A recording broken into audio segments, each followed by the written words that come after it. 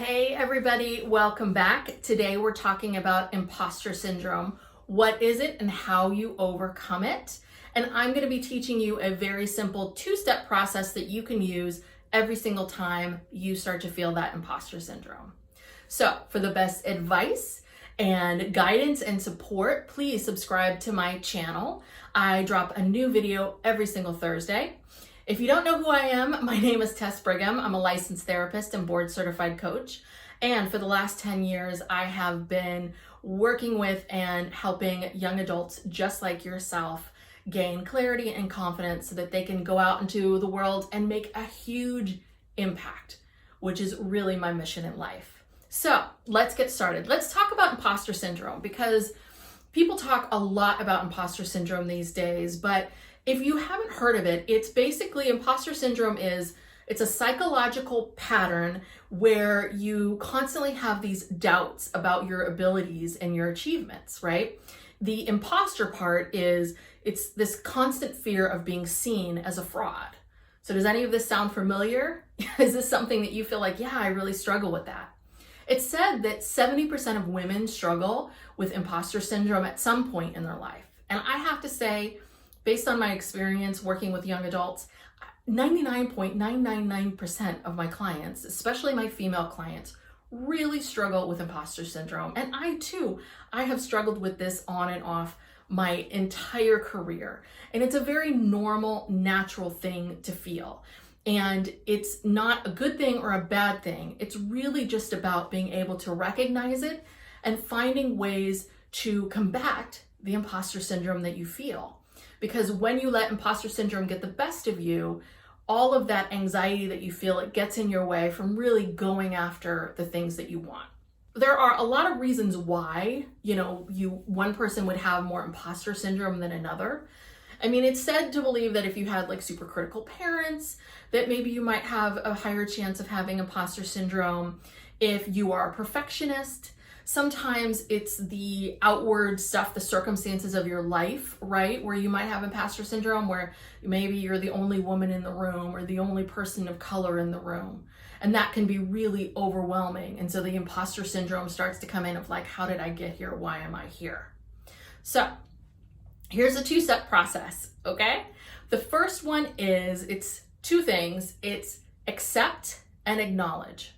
So acceptance is being able to accept your feelings for what they are, feelings, right? They're not bad, they're not good, they're just simply feelings. So when you've gotten a big raise or a promotion, it's completely normal to feel like, oh God, this is paying me a lot of money and this is a lot of work. And okay, I hope I rise to the challenge. That feeling of like, okay, I want to do a good job, that's fine.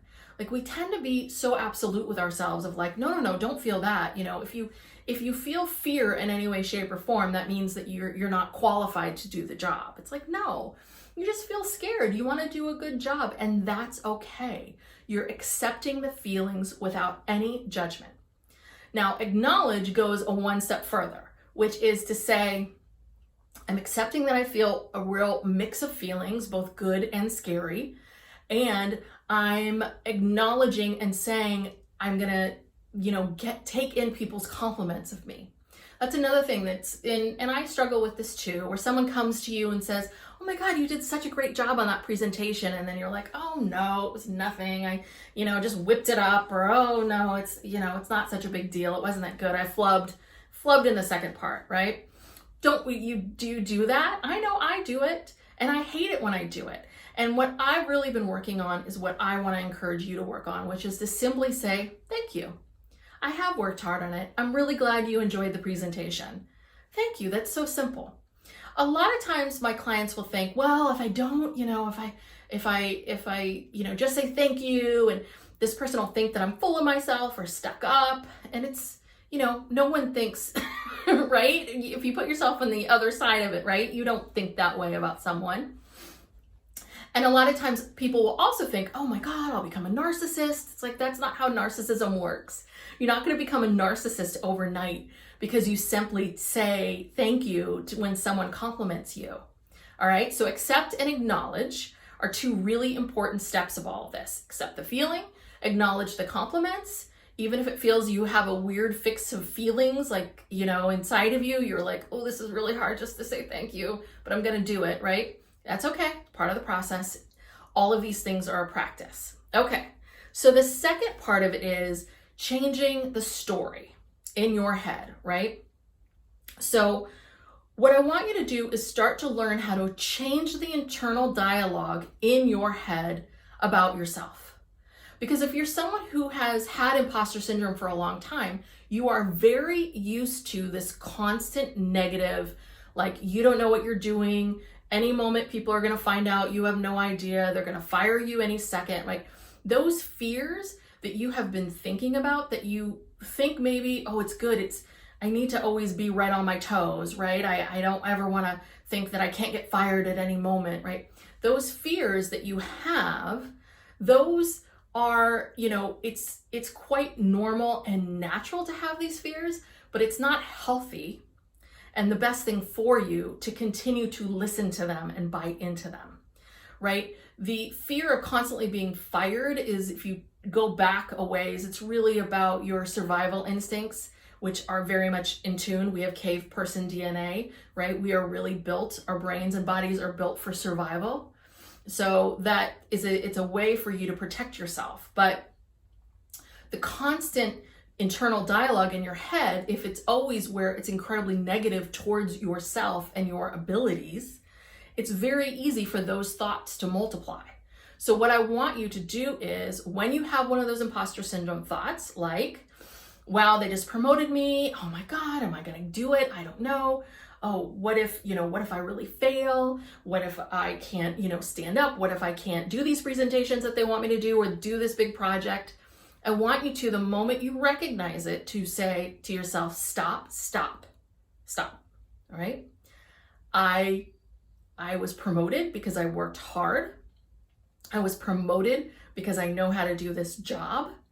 And if I run into something that I don't quite understand or that's challenging, I know exactly where I need to go or what I need to do to, work on it or fix it or do it differently.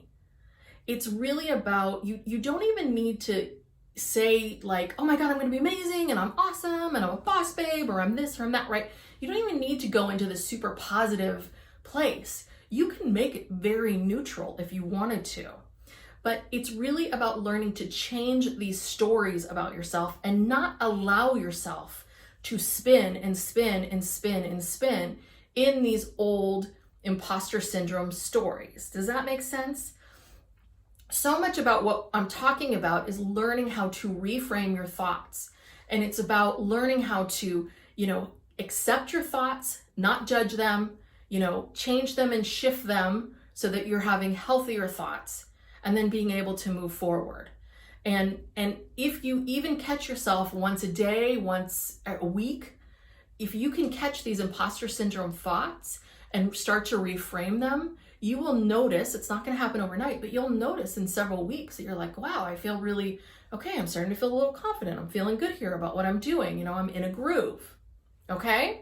So that's the 2-step process. Every time you find your imposter syndrome gets the best of you, acknowledge and accept.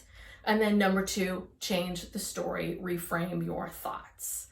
All right, so if you're struggling with imposter syndrome, or you're at a point in your life where you feel like I need some more help, then I have something for you. The link is below. I created a quarter life crisis handbook. It's completely free. So click below, download it. This handbook will help you start to think about what is it that you want to focus on right now? What's important to you? Where are the areas of your life that aren't really working? And how do you start to develop a plan of action to get there? All right. So thank you so much for being here. As always, if you like this video, please hit like, please comment below. If you feel like you have a friend who could really use this advice and this help today, please share the video. The more shares, the more we can spread the word, and we can really help each other get past this imposter syndrome thing, because this is something that's really, really, it affects so many women, and we've got to just push forward and get over it so we can go off and kick ass. All right. Thank you so much, everybody. I will see you next time. Bye-bye.